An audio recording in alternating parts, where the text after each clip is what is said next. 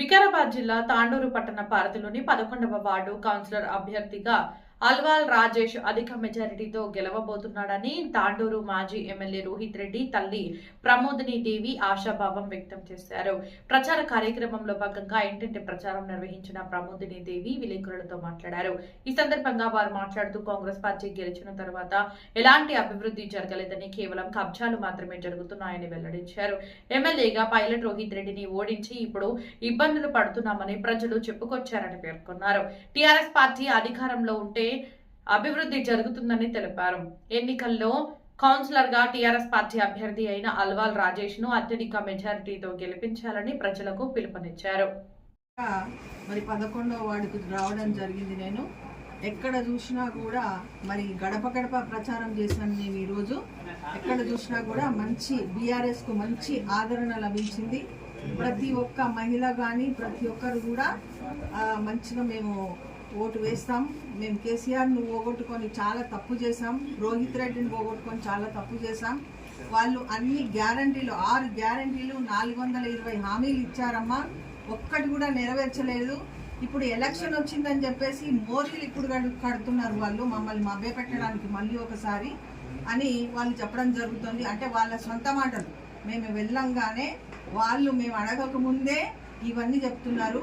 ఏది కూడా ఇప్పటి వరకు చేయలేదమ్మా, ఎలాంటి అభివృద్ధి లేదు. ఏం చేసినా కూడా కేసీఆర్ గారు చేసిన అభివృద్ధి, రోహిత్ రెడ్డి గారు చేసిన అభివృద్ధి మాత్రమే ఇక్కడ మిగిలింది. ఇంకా ఎలాంటి అభివృద్ధి జరగలేదు. వాళ్ళు మహిళల దగ్గరికి వెళ్తే కొంచెం యూత్ పిల్లల్లాగా ఉంటే మాకు 2500 రాలేదు, స్కూటీ రాలేదు, తులం బంగారం రాలేదు, 4000 పెన్షన్ రాలేదని వాళ్ళు స్వతహాగా చెప్తున్నారు. వాళ్ళు బీఆర్ఎస్ ప్రభుత్వం ఇచ్చిన పెన్షన్ మాత్రమే ఇస్తున్నారు. రైతు బంధు లేదు, రైతు బీమా లేదు, ఎలాంటిది కూడా మాకు ఈ గవర్నమెంట్ నుంచి లభించలేదు.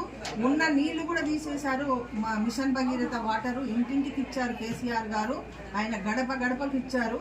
అలాంటి వాటర్ కూడా తీసేసారు. వీళ్ళు వాళ్ళకి చేత కావట్లేదమ్మా ప్రభుత్వం నడపడానికి అని మాత్రము ప్రతి ఒక్కరు వ్యక్తపరుస్తున్నారు.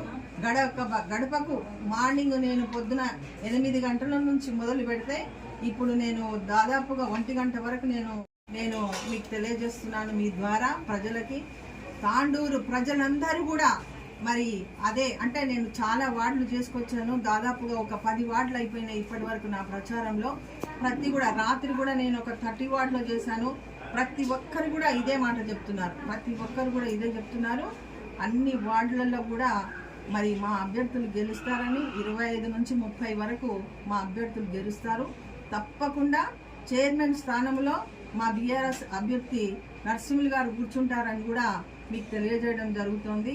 ఇక్కడ మా రాజేష్ కూడా అత్యధిక మెజార్టీతోని గెలుస్తారు.